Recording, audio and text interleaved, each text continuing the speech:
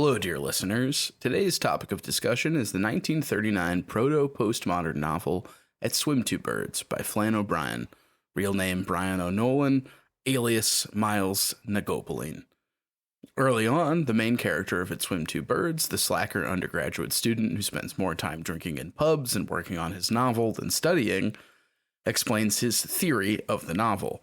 In reply to an inquiry, it was explained that a satisfactory novel should be a self-evident sham, to which the reader could regulate at will the degree of his credulity. It was undemocratic to compel characters to be uniformly good or bad, or poor or rich. Each should be allowed a private life, self-determination, and a decent standard of living. This would make for self-respect, contentment, and better service. It would be incorrect to say that it would lead to chaos. Characters should be interchangeable as between one book and another. The entire corpus of existing literature should be regarded as a limbo from which discerning authors could draw their characters as required, creating only when they foiled to find a suitable existing puppet. The modern novel should be largely a work of reference. Most characters spend their time saying what has been said before, usually said better. A wealth of references to existing works would acquaint the reader instantaneously with the nature of each character, would obviate tiresome explanations, and would effectively preclude mountebanks, upstarts, thumble-riggers, and persons of inferior education from an understanding of contemporary literature. This is a description of precisely the book which we are about to discuss at Swim Two Birds. Characters are drawn from cowboy novels, Irish epics of literature, folktale, fairies, play cards with cowboys, and Mad King Sweeney. Ostensibly, we're reading the spare time literary activity of the college student narrator, but the characters, in their quest for a private life and self-determination, begin to write their own novels, and we, the reader, are thrust, often with little help, into those. This wealth of reference, parody, and pastiche is not just an academic exercise, it happens to be incredibly funny. The college student narrator's exploits into the world of bars and literature make for some highly relatable and hilarious material. In its excavation of the popular forms of Irish literature of the time, from cowboy novels to moralistic literature of the then self-determining Ireland, and ultimately in its investigation of the act of writing itself, At Swim Two Birds resembles what Northrop Frye called the anatomy, which deals less with people as such than with mental attitudes. Pedants, bigots, cranks, paranews, virtuosi, enthusiasts, rapacious and incompetent professional men of all kinds are handled in terms of their humor or ruling passion. Their occupational approach to life is distinct from their social behavior. The object of the anatomy is to satirize a grand intellectual pattern, producing a maddened pedantry in favor of a constant shift of perspectives which can capture the truth more accurately. O'Brien here takes aim at some of the maddened pedantry of Irish literature of the time, and in doing so raises questions about the nature of fictional representation, the responsibilities of characters to their authors, and the futile question of attempting to define Irishness as an inherent quality. We hope you enjoy the conversation.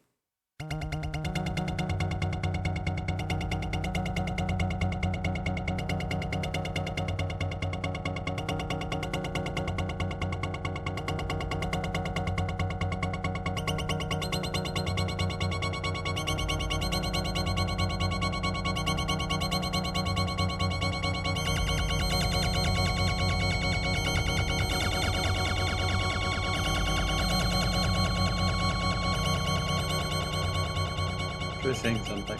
Ah, I can hear you. There we go. All right, we gotta get that rip on camera. Okay. What you drinking this evening? A nice 10-speed Mosaic wheat. Now, the reason I'm drinking this, John, is because Kroger appears to have made some sort of accounting error where you can get a 4-pack of these not for $9 but for $5. They're wise to this, so you have to go to the beer selection and select the beer that does not appear to be labeled. That is the secret $5 beer. Do not ask anyone. Do not inquire as to where the $5 beer is. You just need to go and look at the one that's not labeled. This has been going for 3 or 4 months now, and like all of the roommates in the house are like, $5 beer, $5 beer. Like, so if you make it known in any way, it'll probably be gone. So you say $5 beer, and all I can think is, God, even in a college town under the Joe Biden regime, you can't find a buck of beer. Well, wait, anywhere. No, 4 of these for $5. I should have specified. Yeah, no, you can't find. They should be $4. It should be $4 for a 4-pack of those. John, a pint of plain is your only man anyway. I prefer wine. It's better for the the digestive tract. That was a fallacious syllogism, John, being as it was deduced from faulty premises. I love that he like just repeats jokes because he's like, oh, that one didn't work, so I need to do this one when the people I'm with are smarter. Like, yeah, man, we'll get to it as we'll we get go into here, it. but man, probably the most.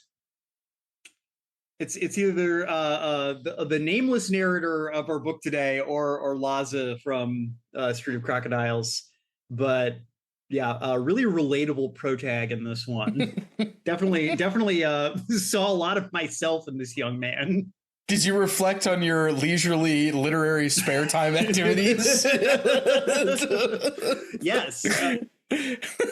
I'm doing one of them right now, technically. Yeah, we're 2 learned members sitting in a bar. Yeah, if It Swims Two Birds was written in 2024, it would be a podcast. Yeah, and he's like having various guests on that he doesn't jive with, like or like he wants to be. I feel like you messaged me, listeners, whenever we're prepping for an episode. Ben and I will shoot little bits back and forth, kind of to get ready for showtime. And Ben sent me a post a couple weeks ago where he was like, Flann O'Brien would have been great at posting. Yeah. And I'm inclined to agree. Yeah, so the story behind that is Flann O'Brien essentially fabricated a literary feud in the columns of the Irish Times using multiple personalities and like weird conflicting arguments, and this went on for like 2 years.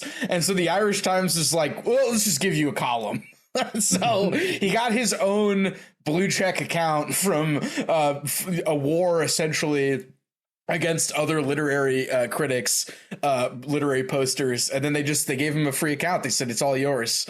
And speaking of which, John, he posted under a pseudonym because he was a civil servant, and apparently in the time you weren't allowed to criticize the Irish civil servant if you worked there, but everybody knew Flann O'Brien was the guy behind this column named like Miles Copeline, and the column was I don't remember the Gaelic, but it's like a full cup, or like a brimming Cruikshank Lawn, I think is what it's called. And his pseudonym was like Miles Copeline or something. But anyway, everybody knew Miles was him. Brien O'Nolan, who we should add is not the author of It Swim Two Birds. Well, it is him, but he goes by Flann O'Brien in It Swim Two Birds. So Brien O'Nolan has multiple accounts that he's posting on. He's gotten into multiple feuds. Everybody knew he was the top rated account at work. And so, yeah, he would have been an excellent poster. Oh, man. Wow. Yeah, well, why don't we lock in, as the young people say these days? Well, so John, you saw a lot of yourself in this protagonist. And before I ask about that further, we should add today we're discussing It Swim Two Birds by nominally Flann O'Brien, actually Brien O'Nolan, which is his real name. He had multiple pseudonyms, as I've already discussed. And in the most surface level description of this book, It Swim Two Birds is about one drunk student's attempts to write a book. And John, as you were hinting at, did you see any of yourself in this protagonist? Well, Ben, yes, I did. Before we do that, ladies and gentlemen, and people of indeterminate sex or gender, welcome to the Infinite Library. I'm your host, John. I'm your host, Ben. And yeah, like Ben was saying, we are talking at Swim Two Birds by the Hibernian hurricane himself, Flann O'Brien. But to answer your question, Ben, yes, I absolutely did see a great deal of myself in this protagonist. For those who have not read the book, our protagonist, who remains nameless throughout the whole of the text, I think I'm going to argue, because I think we're looking at maybe an early work of autofiction here, a little bit. Or there's some more maybe like occult readings we can get into. But the protagonist, he is a college student nearing kind of the end of his years at University College of Dublin. He spends all his time drinking, lying in bed, and reading. He seems to do no work, no studying, to the point where his uncle, who he is staying with while he's in school, is basically convinced that he is about to flunk out of school.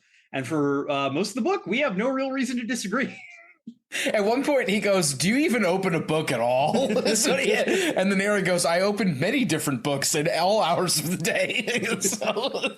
I think the moment I realized that I was just going to be completely... what's the word I'm looking for? That I was going to be seeing a lot of myself in this book happens very early on. There is a description of page 9 in my edition, which is from the Dalkey archive. Oh, nice. Yeah. Very, very nice paperback. If you don't know about Dalkey archive, listeners, give them a look. They are a really nice indie publisher of some very cool lesser known works, named after another O'Brien novel, the Dalkey archive, which maybe we'll do eventually. But there's a description of the narrator's bedroom that I'm going to read, because I think that people will understand very quickly what I'm talking about when I say that I relate to this man. My bedroom was small and indifferently lighted, but it contained most of the things I deemed essential for existence. My bed, a chair, which was rarely used, a table, and a washstand. The washstand had a ledge upon which I had arranged a number of books. Each of them was generally recognized as indispensable to all who aspire to an appreciation of the nature of contemporary literature, and my small collection contained works ranging from those of Mr. Joyce to the widely read books of Mr. A. Huxley, the eminent English writer. In my bedroom also were certain porcelain articles related more to utility than ornament.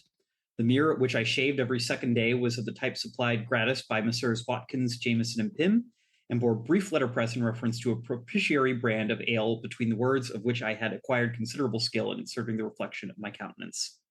The mantelpiece contained 40 buckskin volumes comprising a conspectus of the arts and natural sciences.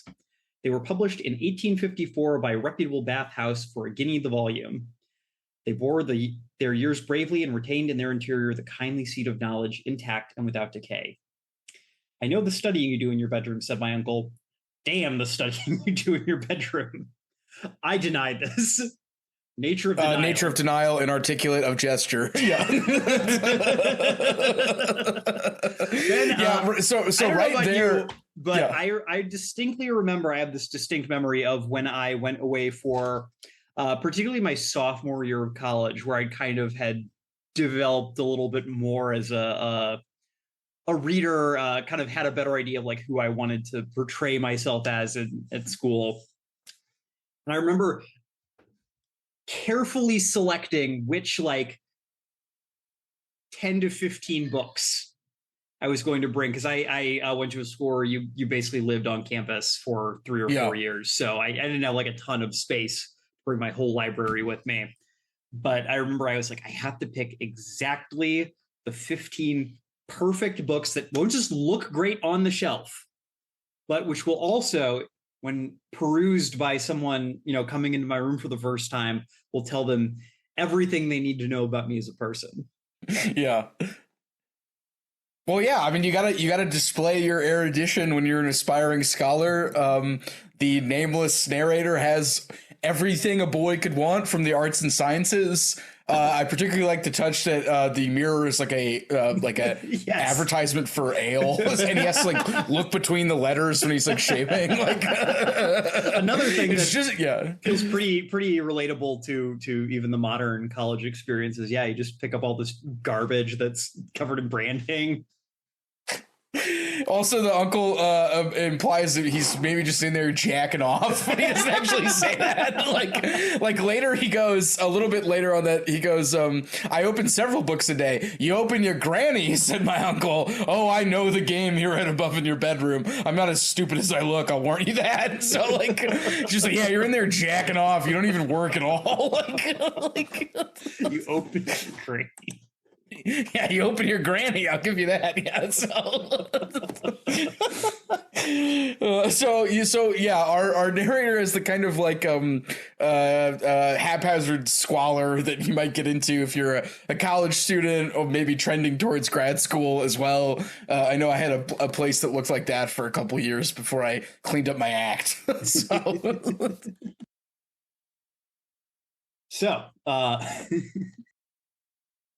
But also, this is a very funny book. And when you hear like at Swim Two Birds, usually this book is introduced as one of the first postmodern novels. And you think, and John mentioned autofiction, I think we can get into that. But also like, you're like, oh, postmodernism, it's going to be like Infinite Jest. It's going to be, super serious. And it is in some ways, but in other ways, it's incredibly funny.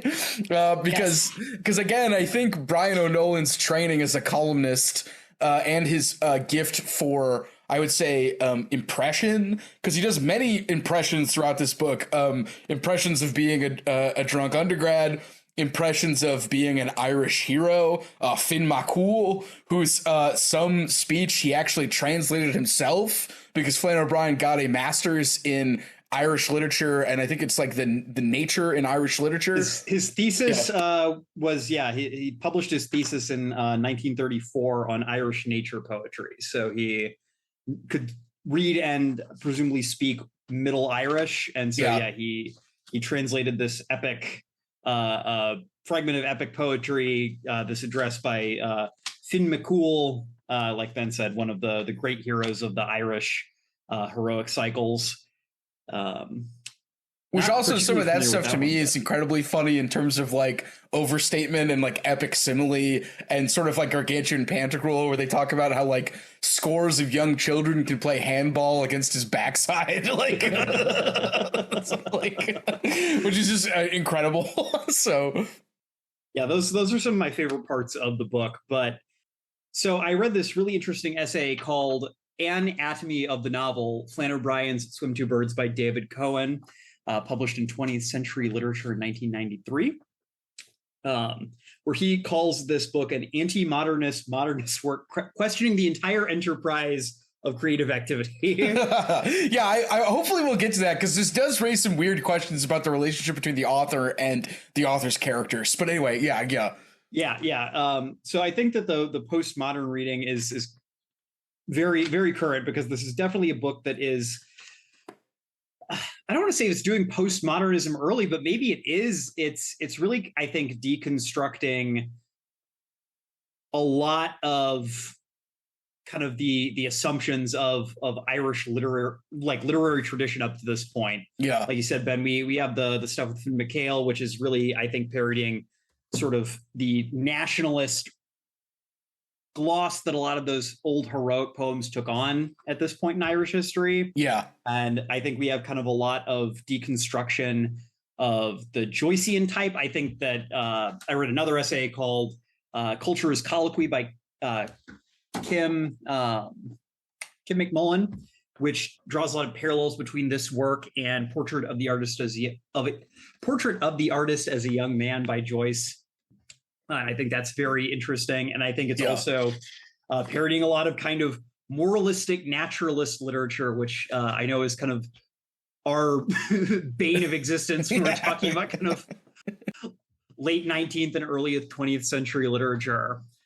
So I think O'Brien is really kind of just looking at the literary landscape as it existed at his time and he's just being really ruthless with it in a way that I don't think was very trendy at the time. I feel maybe kind of I think there's something very interesting here, because Ireland at this point, it's when he's writing this in the kind of mid 1930s, Ireland has been, a independent country for a while, but not a very long time. O'Brien was really one of the first, people to grow up as part of an independent Irish country, not just like an Irish nation, but a fully realized Irish state, or maybe not fully realized. Gotta get those last couple counties still. But self-determining, kind of like, yes. This is Ireland. Yeah. Yes. And I think he's really, really trying to question, a lot of the narratives that people were trying to use to construct Ireland and Irish literature in particular. Yeah. And literature more generally. But I really wonder how kind of coming from a formerly colonized country maybe gives him this kind of cynical air that lets him do all this deconstruction a lot earlier than maybe his contemporaries in England or America might have. Yeah. And relatedly, I read the introduction to Third Policeman, which he wrote after this, but was released after his death. And the guy writing the introduction, Dennis Donahue, I think, mentions Hugh Kenner, saying that Hugh Kenner has this thesis that Irish authors are particularly good at rejecting received wisdom because they have had it rammed down their throats by the British for so many years that they have developed this sort of stance of like, oh, really? Is that how things are supposed to be? And I think like that is like kind of almost, as you were saying, like O'Brien's like operating point is to sort of be like, well, like I'm a columnist and I hear all this stuff about Irish naturalism. Actually, I think it's kind of dumb. And like he sort of parodies that, as you were saying, like the moralism. Like we haven't even really gotten into the plot, but plot wise, our narrator writes a character who is also writing a book, and the character who is writing a book, Dermot Trellis, wants to write a book that's going to teach everybody a lesson and be very instructive. And then the narrator says, so we put a lot of smut in the book.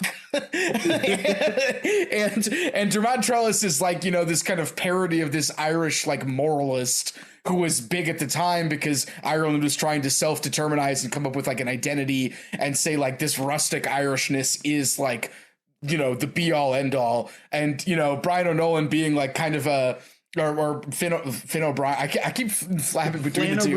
Flann O'Brien, Brian O'Nolan. He's like, well, I don't know. I don't know if I buy this. And I think you get that stance in the book with like parody. And one more thing I'll add too is that like you might think, oh, like it's fun to do all these styles, but he's got so many of them, and they go at such a clip, and there's such a clear satirical purpose. And it even goes to the idea of literature itself, not just like Irish concerns at the time, that it just kind of like, I don't know, it's so good. It touches on something that's like kind of underneath if you think a little like deeply too much about like, well, I created this character. Is the character real? Am I real? That kind of stuff. Yeah. Someone like I said, I've already said I relate to the protagonist of this novel a lot, but I particularly relate to kind of the trials and travails of writing a first novel in particular. I think that that's something that is, again, very interesting in this book, is that this is O'Brien. It's his first novel, and he's writing a first novel about really the experience of writing a first novel and sort of the way that when you make this self-conscious decision to create something, all of a sudden you have to like look at your life in a different way. Some of the inciting kind of incidents of the plot of this book, as it is, there's not really a traditional plot here. Another way I guess you could say it's a little on the postmodern-y side. Woo, top marks from the Infinite Library. I hear no traditional plot. I say I'm all in, brother. He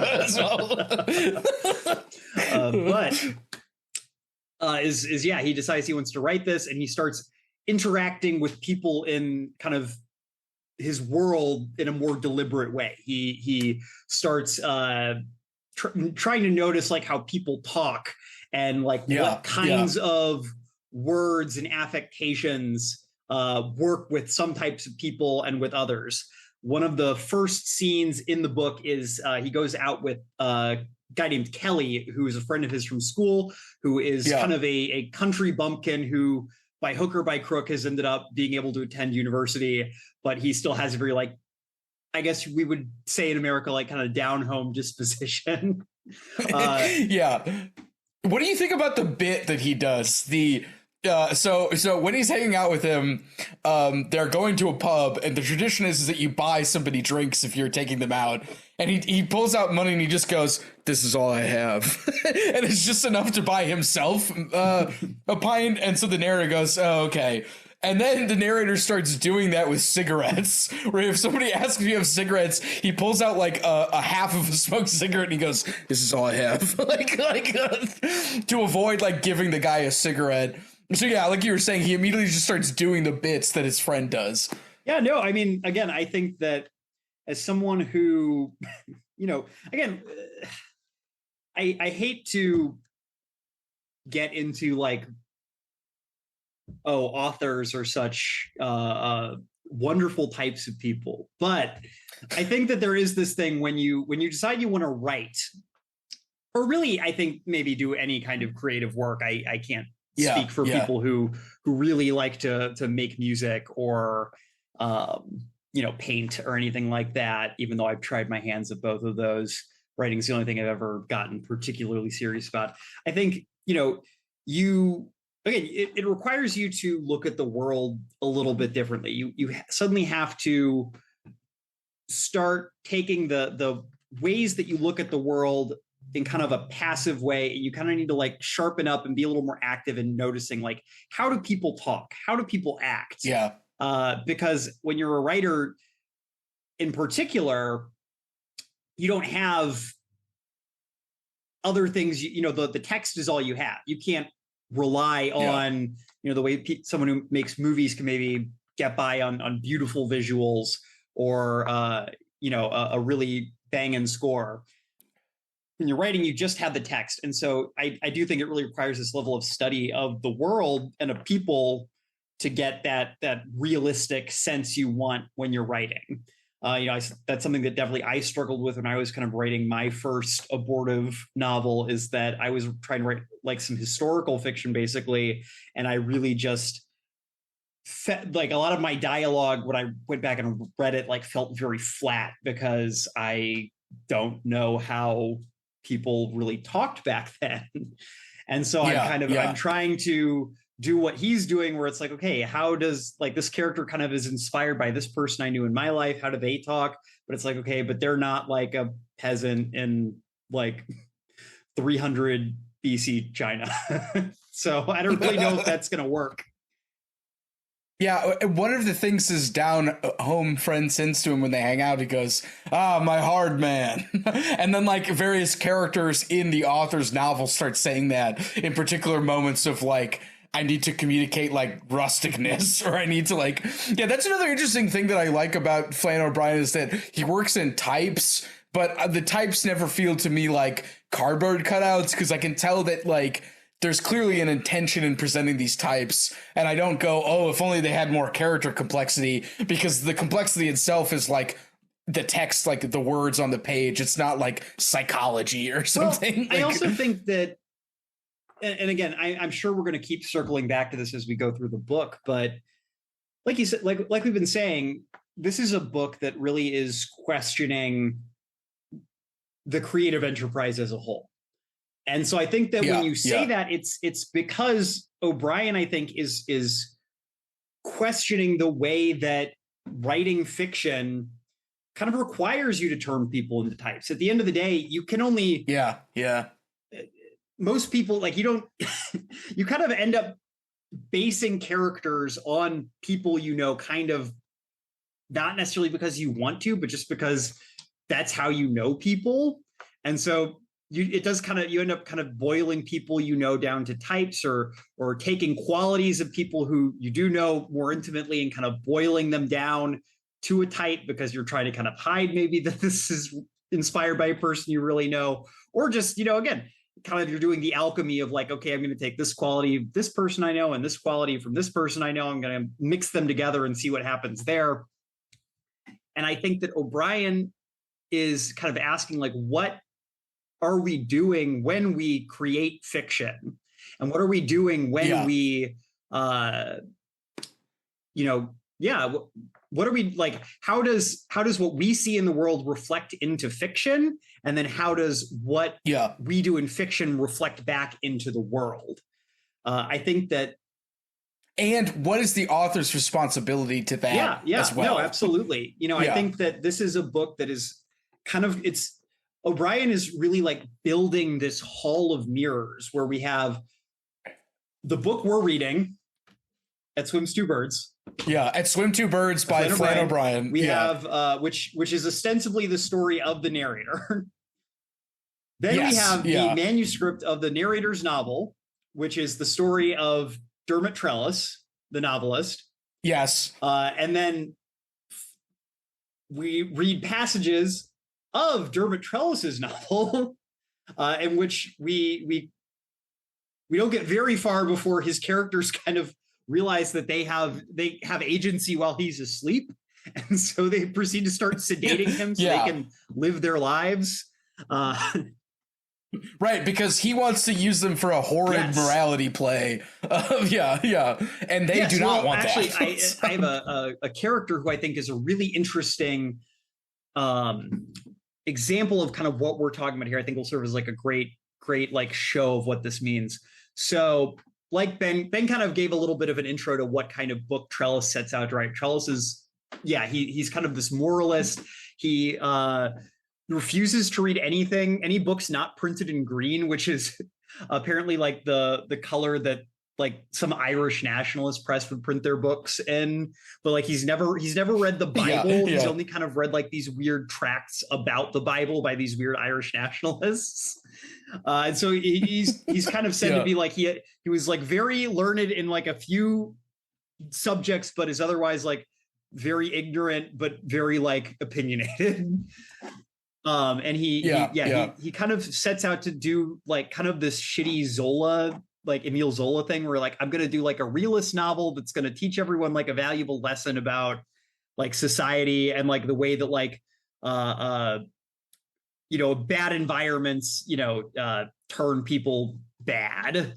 You know the passage? Can I I have the passage.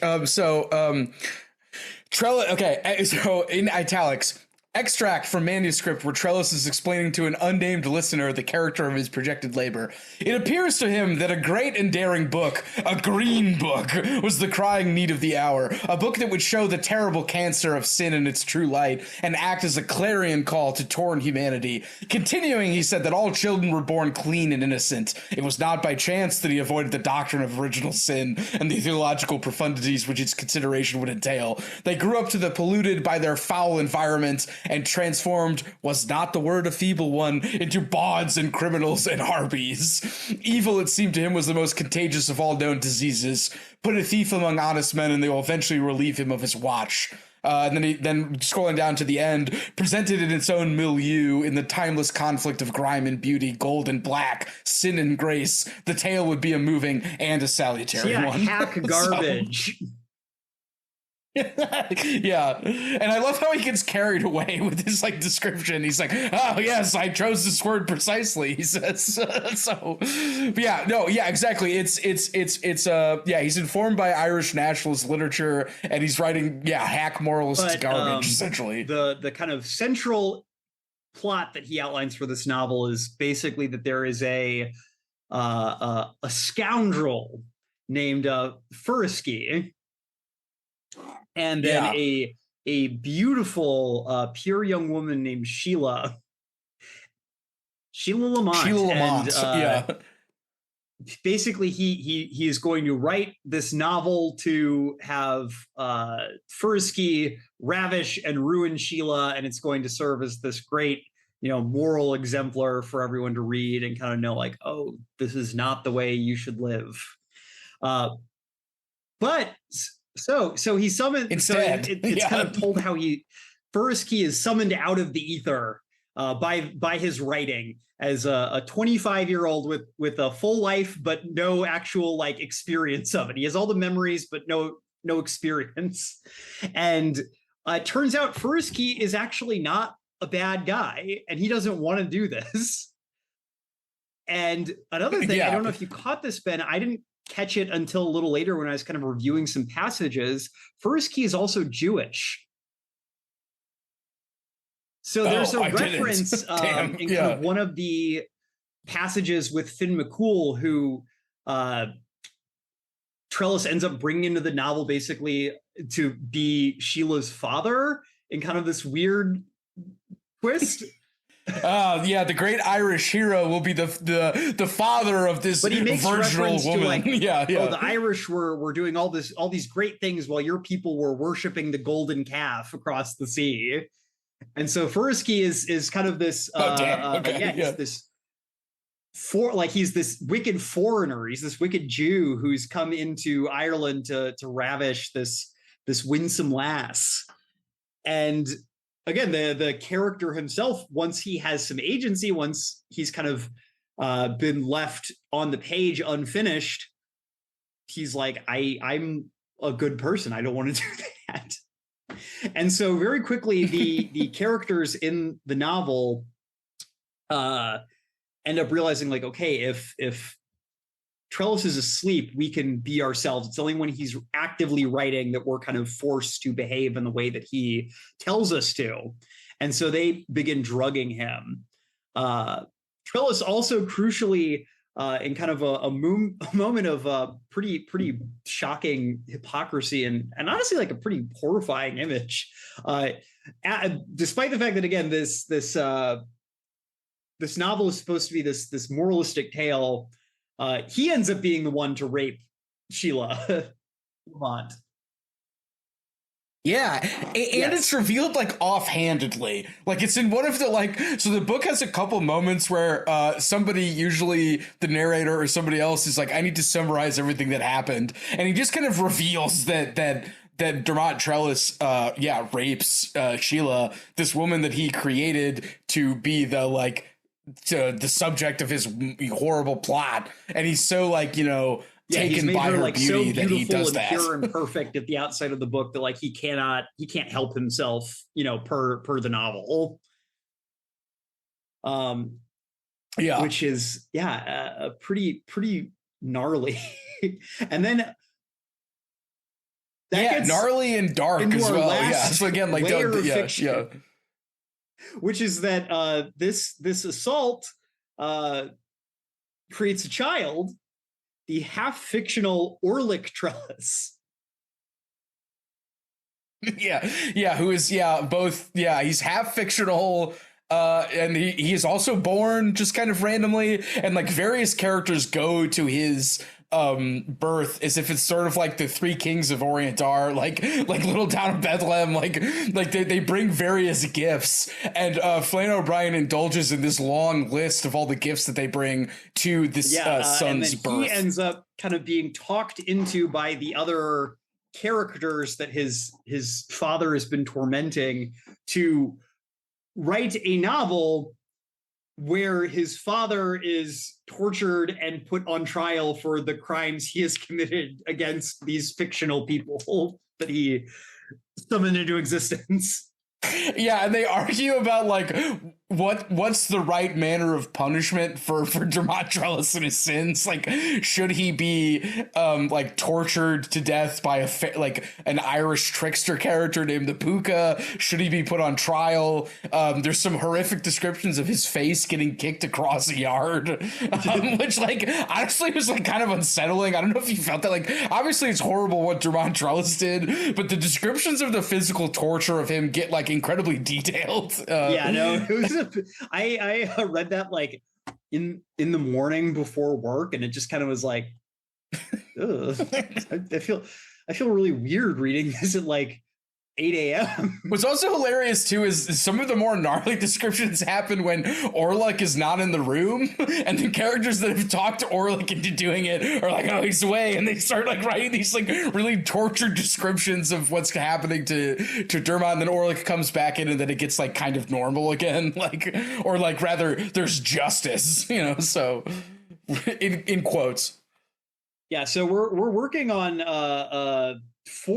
at least four different layers as we're reading through this book, and that's kind of without even getting into the various asides that happen throughout the book. Yeah, where either the nameless narrator will just insert a portion of an unrelated text, like the conspectus of arts and natural sciences we referred to in his kind of bedroom description, or some kind of moralizing tracts from the Christian Brothers.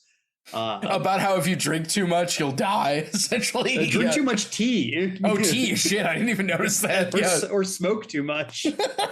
I also love that the gambling promos, like he's occasionally puts in like tips. It's essentially bet DSI, but in 1930s, like bet on this horse and win big. Like, and it's like it's crucially like a British guy that's like giving you these tips. And like at one point, one of the characters is like, "Hold on, I have a tip right now. We should bet on this. We should make this happen." So, but yeah.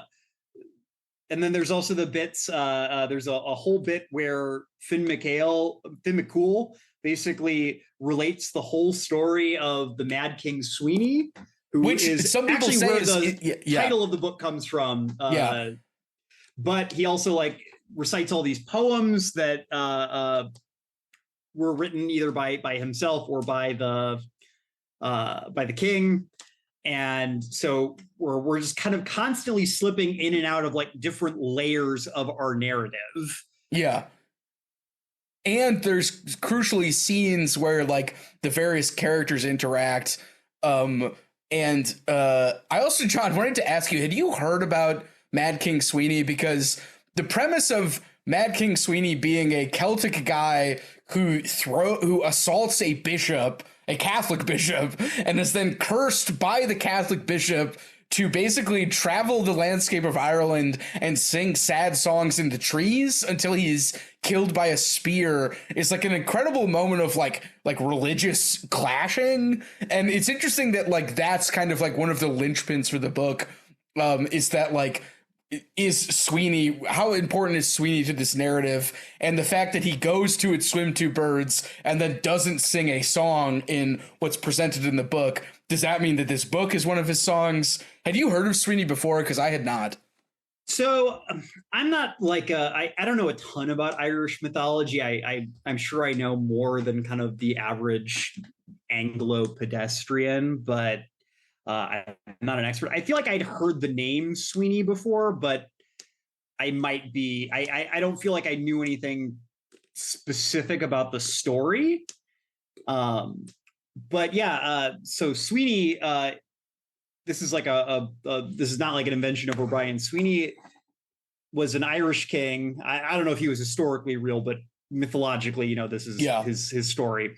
He basically got so sick of hearing church bells that he went and he attacked a saint to try to like stop him from ringing this church bell. Yeah, and he tries to throw it in a lake, I think, right? Yeah. And so the saint curses him to live basically he puts it like as a bird, like going from tree to tree throughout the land, like wandering and singing sad songs. Which he has like feathers. Yeah, he's I do really kind of love a lot of those medieval stories where saints are basically like pagan like deities. Who can just do magic all the time. I dream someday that we'll be able to do like an episode on the Golden Legend, which is this big compendium of all these medieval saints' lives, which are all just like, they were all like wizards, basically. I also feel like Flann O'Brien minds the fact that he's in a tree for comedy because he's constantly falling out of the tree in front of all the characters, and he like hits the ground and he has like 100 thorns in his side. And there's actually like kind of a moving passage where this happens at Swim Two Birds. Sweeney falls out of the tree. He's covered in like a bunch of thorns, and then Jem Casey, the poet of the common man, who writes doggerel. But anyway, he runs up to Sweeney and he starts pulling all of the thorns out of Sweeney, and like the narrator says like one poet bethorning another, and I was like, wow, this is kind of a moving scene, even though Jem Casey is like horrible. So like, well, so yeah. I think it's interesting because I think to kind of circle back to our earlier kind of chat about this novel's relationship with like Irish identity. Yeah, I think that O'Brien is really struggling a little bit with like, again, like what is Irishness? Like Irishness is this really strange thing. You know, it's this thing that claims to have like these ancient roots that go back to this kind of pre-Christian state of like heroic barbarity that's really kind of exemplified in Finn McCool. And this book is kind of like the positive idea of that. And then you also have Sweeney, who's very much, I think, set up to be kind of this last remnant of this older pagan past. And then you have, but Irishness is also like super tied up in Catholicism, and the Catholic Church was such a big way that the Irish nationalists define themselves against their English oppressors. And I mean, this is kind of an issue, I think, in all European nationalism to some degree. Like they all want to claim this ancient pagan pedigree, but then they also believe in a religion that believes that all their ancestors prior to converting to Christianity are in hell forever, and that everything that happened before some bent-necked priest showed up in your village and converted everyone to Christianity was basically like evil. He wouldn't stop ringing his bell. He just was ringing his bell all the time. Yeah. And so I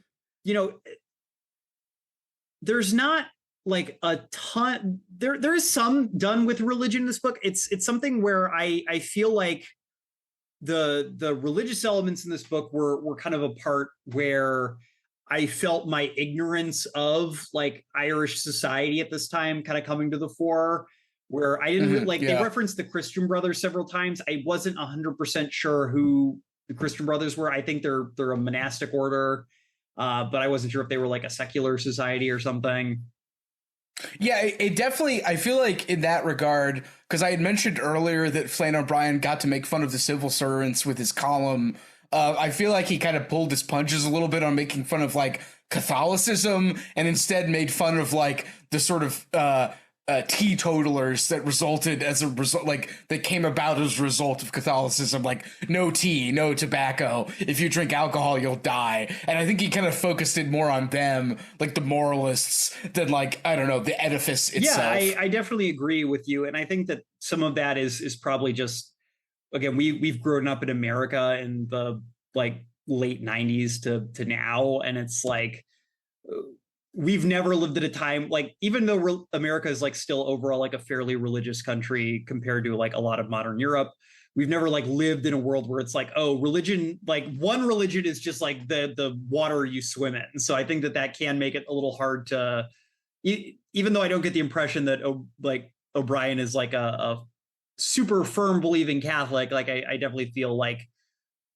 the alternative isn't quite something he's able to grasp, if that makes sense.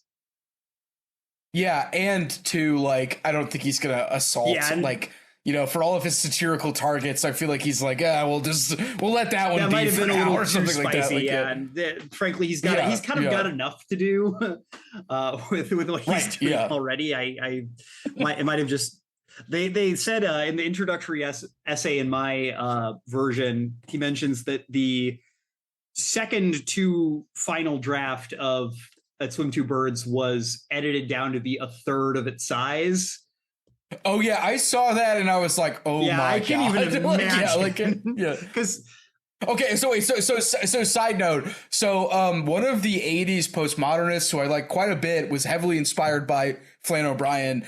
And he wrote a book called Mulligan Stew that actually takes Anthony Lamont from this book and makes him his own protagonist, and he's a horrible avant-garde writer. He is so bad. And so you read his horrible avant-garde prose, and then his characters are like, we got to get out of here. So he borrows a lot from Flann O'Brien, but he makes it more about like avant-gardeness because it's the 80s, and you know, experimental fiction was like not quite a commodity, but a big fiction was. But anyway, that book is 800 pages, and there he is. Like Sorrentino is just taking this sort of as an excuse to be like, now I'm making fun of this genre, now I'm making fun of that genre, and it goes on for, in my opinion, too long. Even though I do like it, but it's like heavily indebted to Flann O'Brien. And in many ways it's more like he wrote an 800-page book where he makes fun of bad writing, and it really only needed to be 300 pages like it's Swim Two Birds, but there's a clear lineage between like the two of those. You know, it's one of those things where my edition clocked in at 260 some pages, and despite that runtime, I like I don't mean this in a bad way, but I felt pretty exhausted by the end of this book. I think it's just the fact that I don't know, maybe it's that I just I've been like reflecting back on kind of what I spent my younger years reading. I don't even mean like my college years. I mean like when I was like a literal child, and I read a bunch of trash, which I'm not going to judge myself too harshly. I was 10, but I read a lot of like really trashy like fantasy paperback fiction. I was a big R.A. Salvatore fan, if you are familiar. D&D, they're D&D novels. If you know who Drist is, listener, I'm sorry. I'm sorry you have to know that. I regret it. Maybe you regret it too. We can heal together. Well, by the Swim Two Birds narrator, then I'm clearly not supposed to read that book, because all books are supposed to be characters that only some people know about. What I was going to say was that and this is another kind of interesting stylistic choice this book makes. We start off chapter 1. There's never another chapter heading through the entire book. It literally just like opens with the implication maybe infinitely. Yeah, so I sat down to read this book pretty late on like a Sunday night, and I like got like probably 15 pages in, and I was starting to get like a little tired, and I was like, okay, how much longer till we get to chapter 2? And I start flipping. I don't like admitting to doing this. Reading is my vocation. My free time literary activities are my the most important part of my life. But I was tired. What can I say? Yeah, it happens. It happens. So I was like, okay, when am I getting to chapter 2 so I have a good spot to take a break and head to bed? And I flipped, and I kept flipping, and I got about a third of the way through the book, and when I like kind of realized like, oh, I don't think there is a chapter 2. And so I started, kind of riffling through the pages, because I was like, well, maybe it's like a thing where it's like there's going to be like 3 chapters, and they're just going to be really big, despite kind of the modest page count. And it's like, oh, there's none. There's none. And like I read this book in probably about 3 sittings, and I really feel like this book almost wants to be read like in just one straight through like sprint. Like the prose is just so quick, and you're constantly, like I said, bouncing between these levels. Like the closest thing I can, like, it's almost like a roller coaster, but like a roller coaster where like you're going all the way up, and then all the way down, and then halfway up, and then all the way down, and then a third of the way up, and then all the way down. Well, yeah, and then when you're in the middle, there's a bit that I realized I never noticed before until this read through. I guess I've only read it like twice. This was the second time where they just do like a boring bourgeoisie realism novel, like where they're all just sitting around having tea. And I think I just like powered through that the last time. So I was thinking this time I was like, oh man, he's like getting into this. And that's when the coaster's like just perfectly like not doing anything. They're like talking about having tea, and then they start talking about like being violent, and then like it's like kind of boring compared to everything else that happened, but it's like supposed to be like a realistic novel. So the characters just all want to have tea. So, I think we've referenced it before, but I think that I was very impressed reading through this book, how deftly O'Brien is able to move through these different registers. Yeah. Like I said, with again, without the benefit of like breaks. There's a bit towards the beginning when Trellis has kind of first summoned all his characters into existence, and we hear one of these characters, one of kind of the rougher working class characters, who's clearly been inspired by the narrator's interactions with his kind of bumpkin friend Kelly.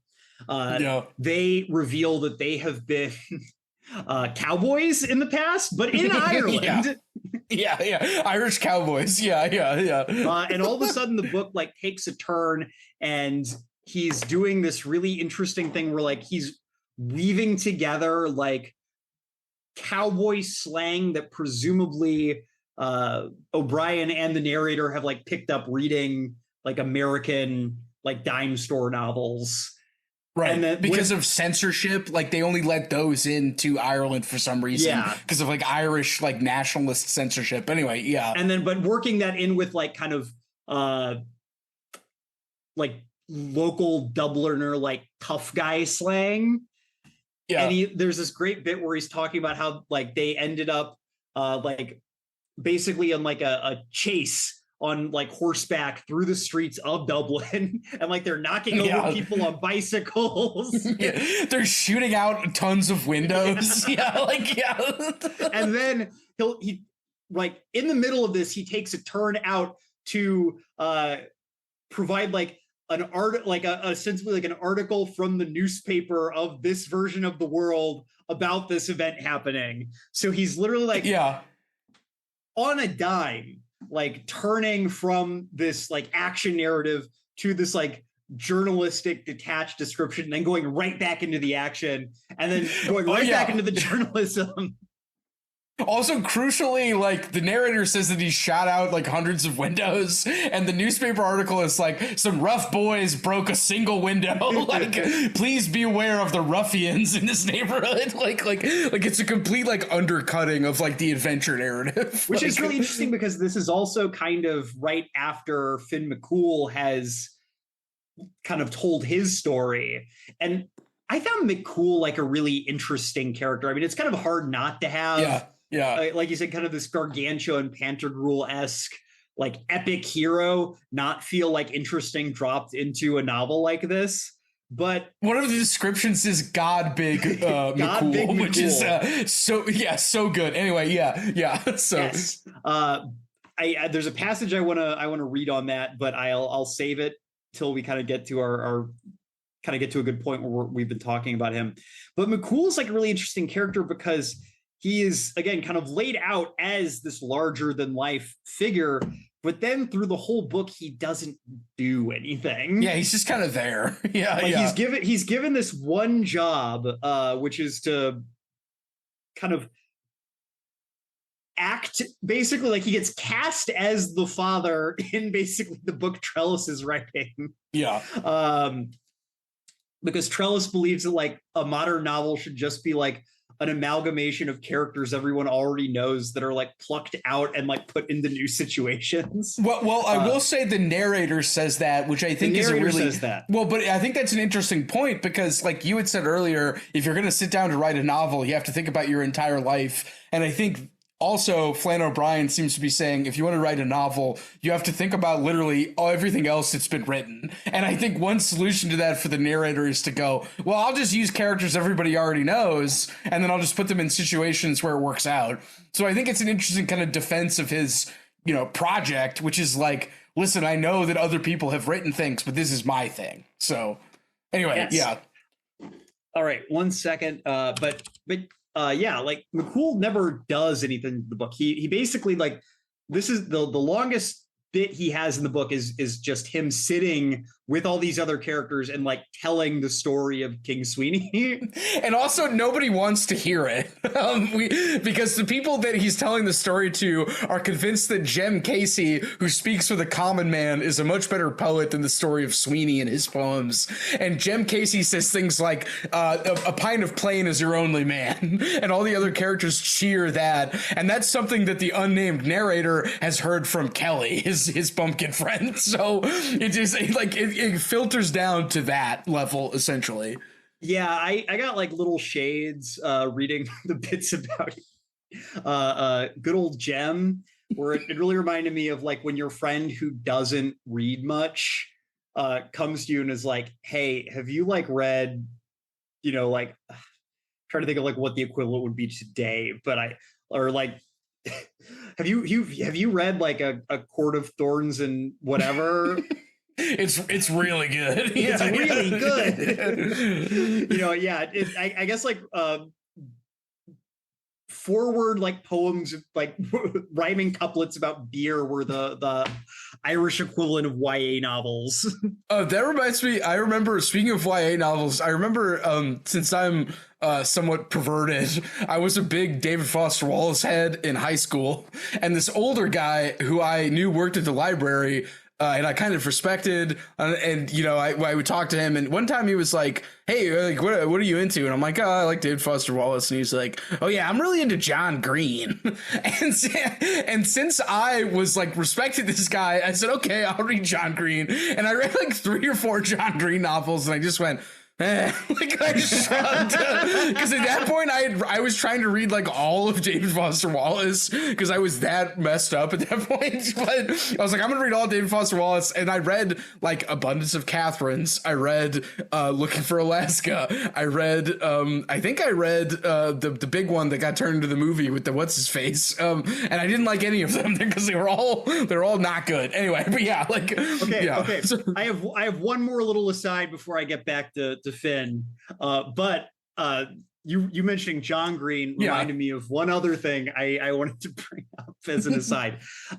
So again, my Dalkey Archive edition has an introductory essay that talks a little bit about the initial publication of this, and one of my perennial nemeses, Graham Greene, was involved in the writing of this novel. He was. I saw that actually. I was going to ask you about that. Yeah. He was apparently instrumental to this getting published, which, God bless him. I guess a broken clock's right at least twice a day. But he also insisted that some body lines be cut, including one referencing balls. Wow, what we were robbed. Yeah. Wow, yeah. Graham Greene still can't redeem himself. Yeah, Graham Greene, rest in piss. R.I.P.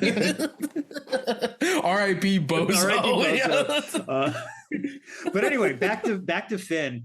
I think Finn is this really interesting character because he is this larger than life, like heroic figure, and the book, I think, problematizes his heroic nature a little bit in paralleling him with the cowboy characters. It's kind of this idea that it's like, okay, these cowboy novels, which are really just, glamorized violence and, whatever they portray, like is really just equivalent to people like shooting out windows. Do we really want to like base our national character in a story that is probably just the Iron Age equivalent of that? Yeah. But I also think there's kind of another level too. I this is going to sound like a little bit like exactly the opposite of what I just said, but I think that this book kind of warrants that kind of reflecting nature. I think there's also kind of an element where I think the question is like, okay, if Finn McCool really is this embodiment of Irishness, then Irishness is something that like can't actually be understood. more or less. So, yeah, because there's so many like conflicting things you could say. It's too big. Like it's too big to be like contained in ideology that way. So the quote I really like here is Finn, the twisted and trampled and tortured for the weaving of a storyteller's book web. Who but a book poet would dishonor the god Big Finn for the sake of a gap-worded story? There has been ill usage to the men of Erin from the book poets of the world, and so on and so forth.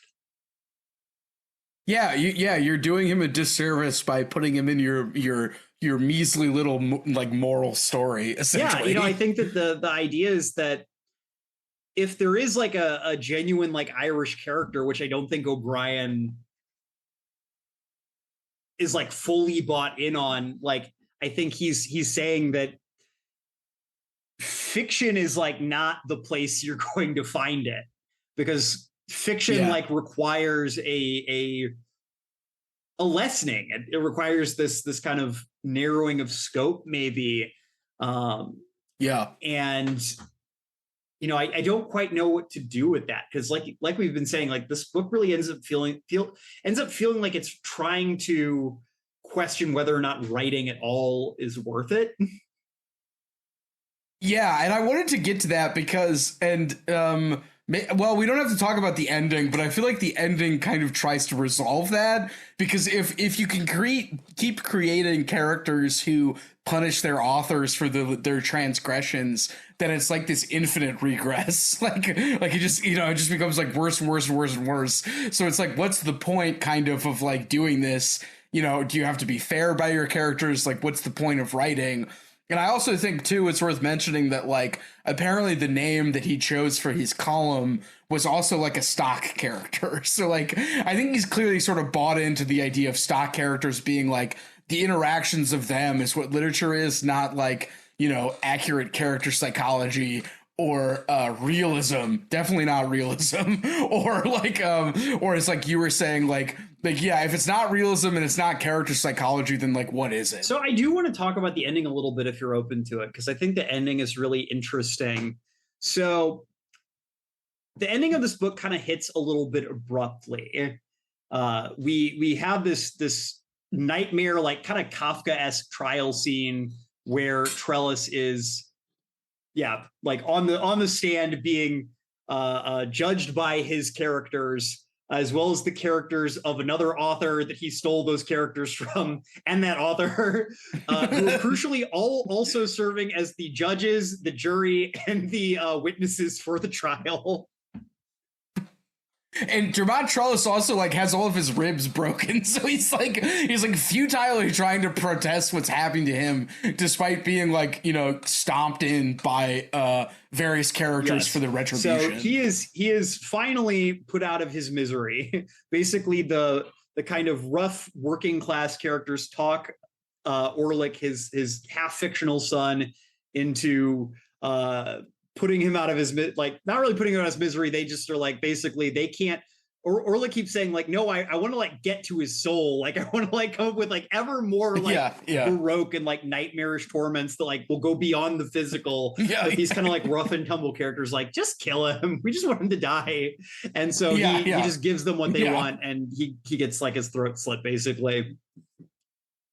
And then there's a turn. So again, it's in kind of one of these little asides. So we kind of get back to the autobiographical portion of the book, where some time has passed and we learn that the narrator has taken his final university examinations and in fact has passed them.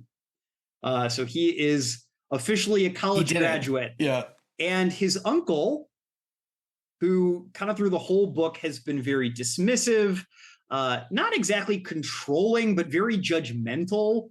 We get the impression the uncle is kind of, again, kind of a prude. Like he's apparently like very involved in kind of these like moral crusades against drinking, and he's involved with the church, and he is kind of always admonishing. I also like that the narrator refers to him as like rat brain. Crucially, he's kind of this lower middle class character. He's not very well read. He does not have a university education. The narrator's constantly looking down at him, saying that he's in possession of a Guinness clerkship 3rd class.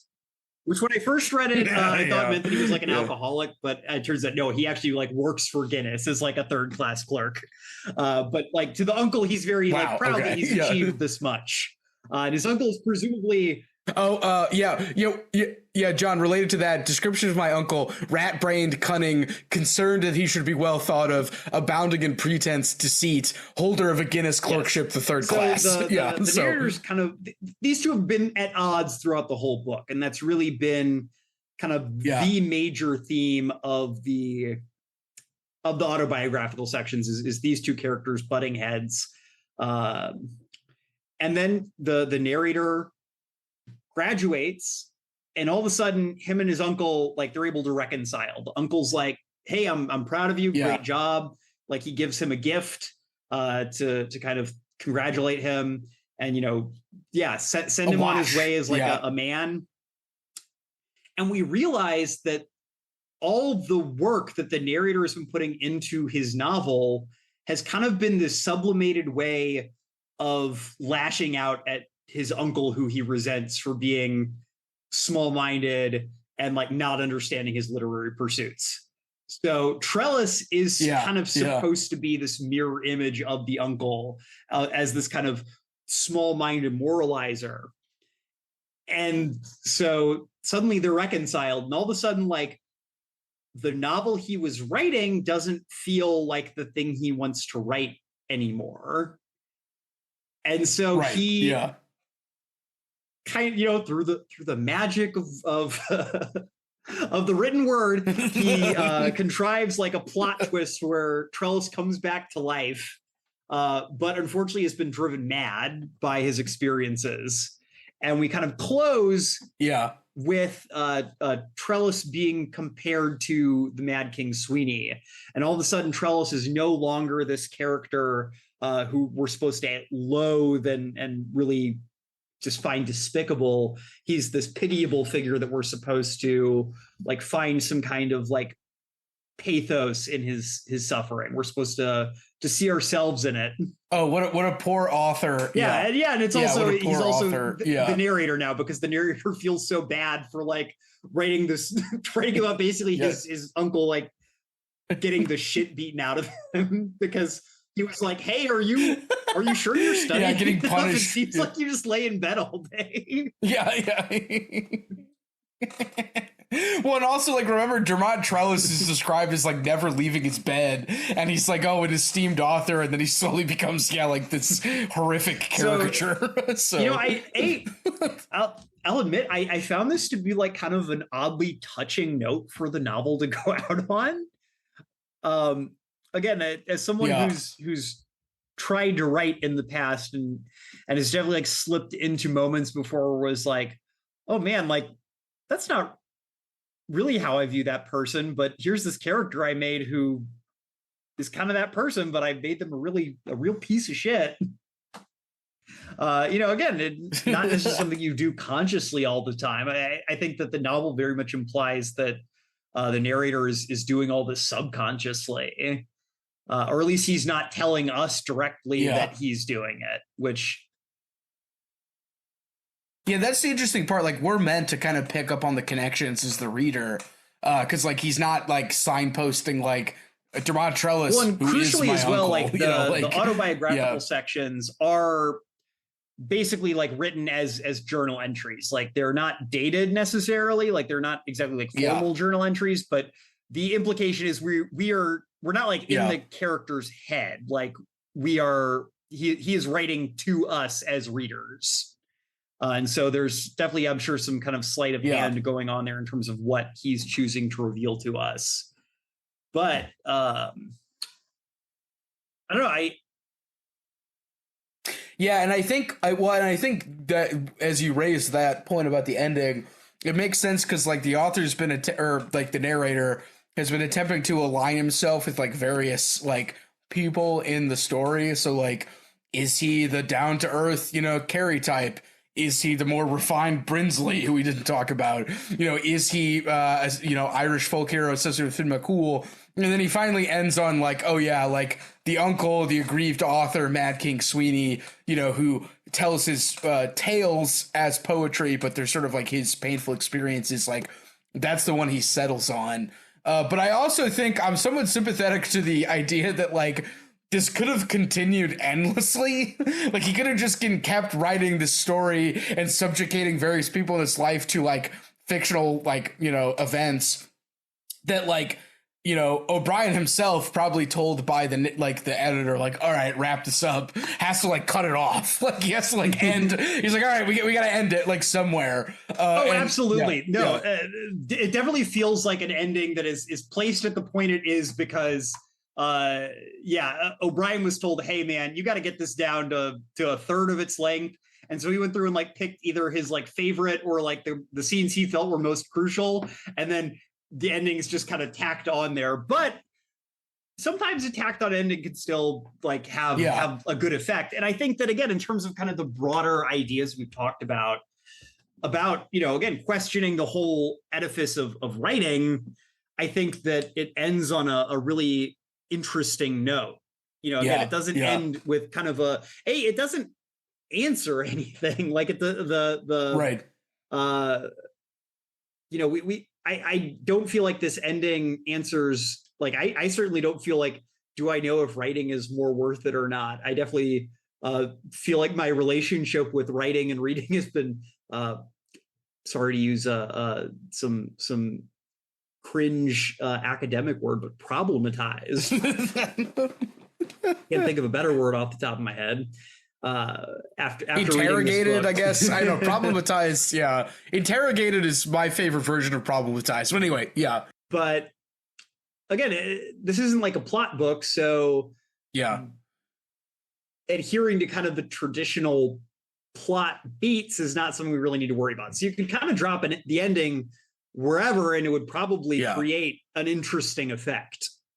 Yeah, and I like, so Gilbert Sorrentino, who I mentioned was very influenced by this book, has like a speech that was published online where he talks about like as Swim Two Birds is like a bad infinity, where like Flann O'Brien set up this argument where you could keep doing this forever, and it horrified him according to Sorrentino, so he had to like shut it down kind of.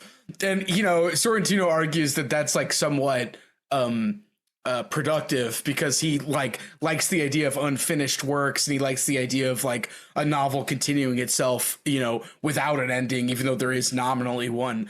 And I think I like thinking of it kind of as if like, again, if you take the premise of like fiction as being like, let's set these discourses against each other, which is kind of what one of the articles you mentioned discusses, sort of like the idea of like the play of different styles. It's like, I really like that out of fiction, but also there's no plot. So that could continue endlessly. And if you take Bakhtin, who the article you mentioned talks about, seriously, a lot of like what Bakhtin talks about is the idea of like your subject position, like your identity, just being an intersection of various discourses. And it's like frozen in time, or it evolves. Like, I don't know, it gets kind of concerning to think about. And so I like I like considering it Swim Two Birds is like, what would it look like to write a postmodern novel that like gets rid of plot seriously? But at the same time, the book needs to end. Like there needs to be an ending. And when the narrator says in the beginning, a book could have 3 beginnings. Here are 3 possible beginnings. There was still a beginning to the book, and the beginning was when he said, let's consider 3 beginnings. So it's like, He also crucially says that a book could have like 100 times as many endings as it has beginnings. Right, yeah. So like, again, there's an arbitrariness here, and he had to put it somewhere. And I like your read of it being like, okay, like, yeah, let's be a little sympathetic to the artistic production, and Mad King Sweeney being the author, being the uncle, but also like, I don't know, I like the kind of negative, like evil bad infinity where it just kind of continues endlessly. It's like this sort of discourse position thing. So absolutely. I think that, like I said, I think what I really like about this book, and I think it's something that Sorrentino brings out in that essay that you mentioned, which we'll make sure to link in the show notes. Yeah, it's called Fictional Infinities by Gilbert Sorrentino. Yeah. You know, I think that he makes a great case for like the way that any text that is going to be like coherent to a reader like has to be complete. Like there has to be some form of like a point where the book ends, whether that's you know, a proper ending, quote unquote, or it's literally like, oh, the author died in the middle of writing this, like in Monty Python and the Holy Grail. You know, there's got to be a point where it stops, so you can. Also, crucially, The Man Without Qualities, which Musil, the only reason it ends is because Musil died. But anyway, okay, yeah. But that's the only thing that makes the work coherent, because it's the only point where you can look back at it and start to like make sense of what you just saw in its totality. But the best books, the canonical books, if you will. I'm still trying to talk Ben into letting me do a Bloom episode, but it's gonna happen at some point. The question is when. But are those books which, despite having an ending, you can come back to again and again, and you can keep finding new things in them. And I think that this is a book that, because of the way it's written, because of all these different levels, all the reference, the referentiality, the kind of interplay of like very cynical, but also like very sweet elements. You know, I think actually like sometimes this book is very sweet. The interactions this character has with like his friends are very like pleasant. Like you feel like, oh, this feels like when I was in college and like I was hanging out with somebody and I really wanted them to like me, but I wasn't sure if they liked me. So, you know, I'm kind of trying to figure out like, how do I talk to this person? And then you make them laugh and it's like, oh, cool. I'm in. Suck that bad. I'm in.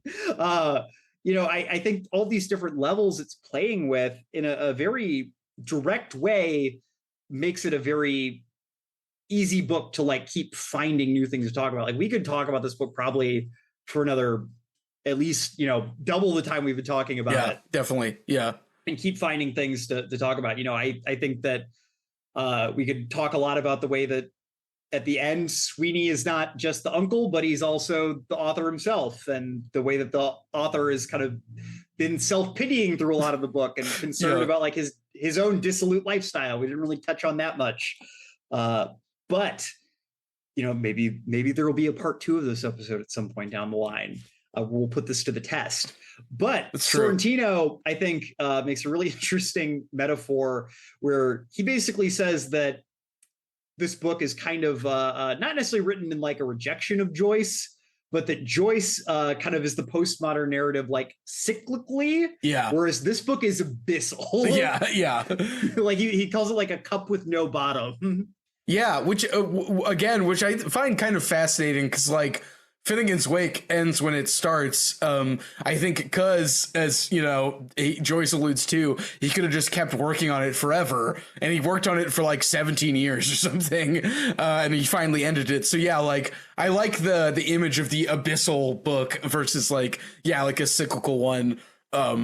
Or it's okay. There's only 3. It's cyclical, abyssal, or the unfinished one, like the one that just kind of ends because the author dies. Like, what's abyssal in a different way?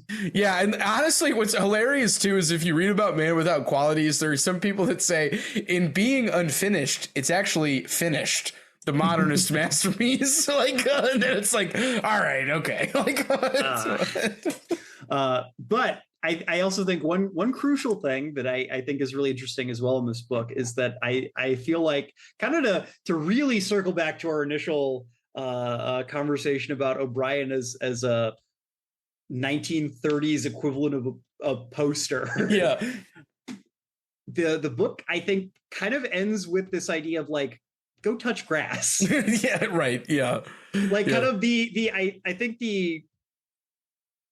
I really hate the thing where it's like, oh, well, all great books are wisdom literature. I really hate that viewpoint.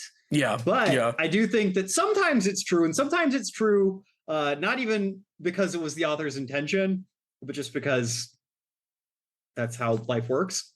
But I think that kind of the message of the book is that particularly, yes, if you want to be a writer or an artist of some kind, you do need to like go out and experience life. Right. Yeah. That being like passive and just reading all the time and like resenting the people around you who you think are like less well read than you, or you know, yeah, that they don't understand like why you like to read. Like it kind of ends up hampering your growth as like a writer, because you start dealing with you stop dealing with people as people and you start dealing with people as types. Yeah, and then that's all you can see. I particularly like that scene where Carrie and his like intelligent friend Brinsley are all drunk talking at the same time, and like Brinsley is saying like really horrible poetry, and like Carrie's like, 3 stouts please, 3 stouts, I just want 3 stouts. like you know, Brinsley's like, we were in the desert, we were. Yeah. Just like, and again, that interaction is like, you only really get that by being out there and experiencing people talking to each other.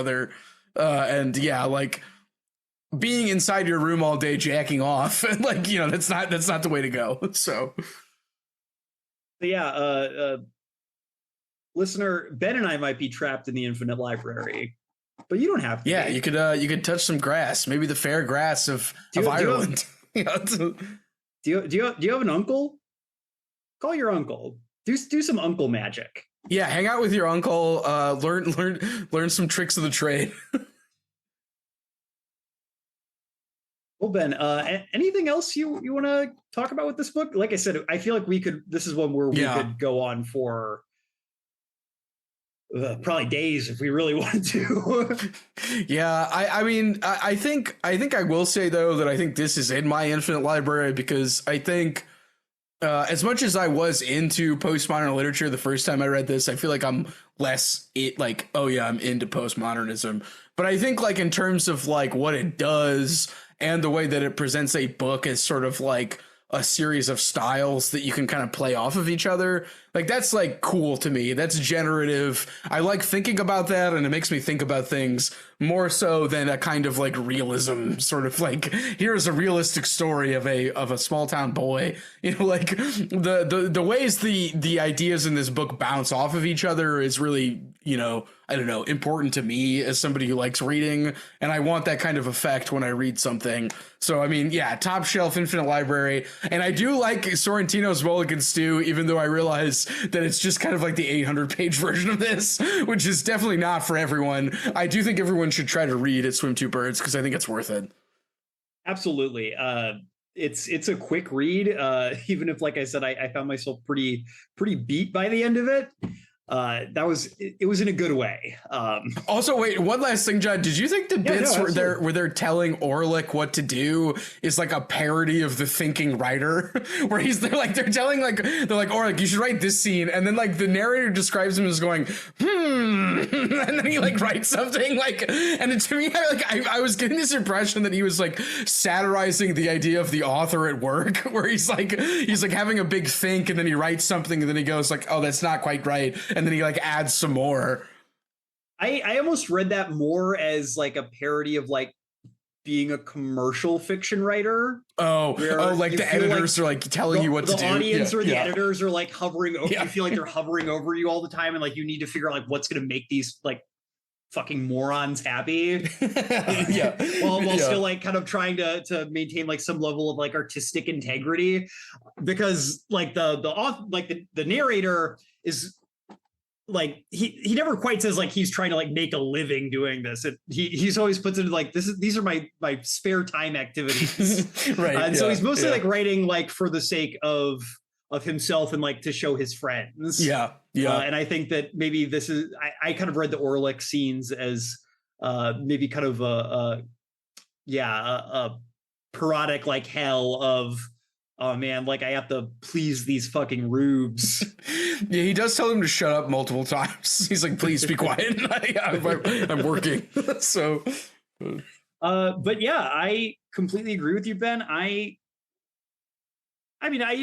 read a fair amount of postmodern lit, not nearly as much as you have. I have not made the decision to read all of David Foster Wallace, but I think this book is really interesting in terms of, again, I think that, you know, we talk about like literary movements as though they're these discrete things. And it's really weird, in particular with postmodernism, that, we talk about it that way. But I think this is like a book that kind of shows that this is like postmodernism. I think there's a really interesting something to be written about the ways in which like the postmodern is foreshadowed like throughout all of literature.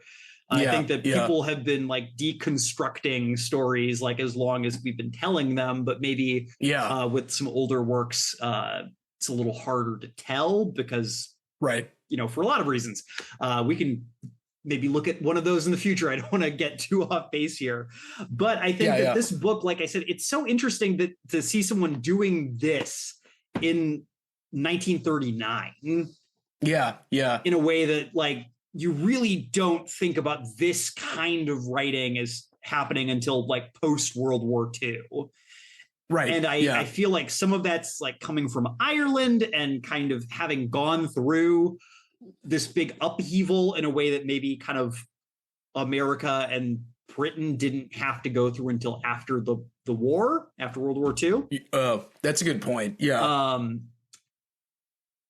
But I think that there's just something really fascinating in seeing someone do all this stuff, like kind of before, not to be like trite, but like before the bomb, basically, before the atomic bomb kind of became the Anthropocene god that like killed all prior narratives, which is my pet theory for like where postmodernism is like a larger literary movement stems from. It's really cool to see this kind of work coming from somebody, and to see it like coming from somebody who is like very, very literate in like a way that is very easy for us to pick up on. Like, I think it's really interesting seeing someone do this kind of writing at this time in like a mode that is not like alien. Like, I don't mean like other cultures are, but I'm sure that you can find books that are doing weird things in other countries, but this is like telling a story that's like very relatable if you're like a college educated, like Anglophone person. Right. Yeah. And the interjections make sense as well, where you're like, this is just something the character is reading. It's not like, oh, where's the plot? It's like, oh, he would read this. Like he would be referencing this. So I absolutely recommend giving this a read. Dalkey Archive edition is very nice. They got some covers so smooth. Ooh. I'm a sucker. Ben, we've talked about this. I've become like a real like whore for the kind of upscale like imprints, like not the like super fancy like $200 a book like Folio Society shit, but the like middle tier paperback Dalkey Archive, NYRB. A nice imprint. The book feels good to hold. It looks good on the shelf. There's some nice introduction material. What more could you want? I don't know. I genuinely, actually just listened to an episode of True Anon today. Was that with the Big Fiction guy? I saw that. Yes, with Dan Sinekin, the writer of Big Fiction,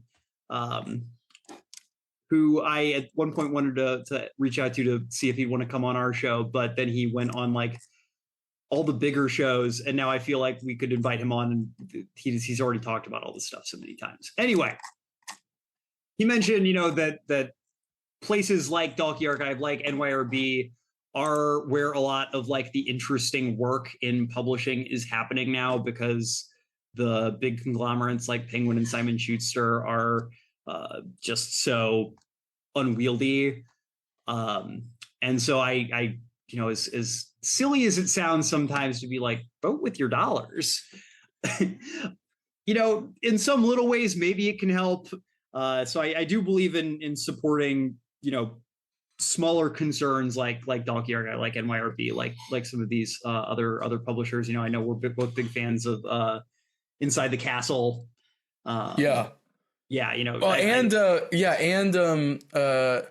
Apocalypse Party. Also big fan. Yes. Yeah. But yeah, I think that if you're so inclined, that is like where interesting literature is happening now. Not to get on my soapbox right here at the end of the show, even though I just did. We're supporting, we support young authors like the unnamed narrators so that he can create his interesting spare time literary projects and hopefully not be subjected too much to the whims of the market. So, all right. Well, Ben, that's all I got to talk about today. Or again, not so much all I have to talk about, but we gotta put a cap on this at some point. Yeah, and I mean, John, all I'm gonna say is a pint of plain is your only man. A pint of plain is your only man. Semper Books. Semper Books.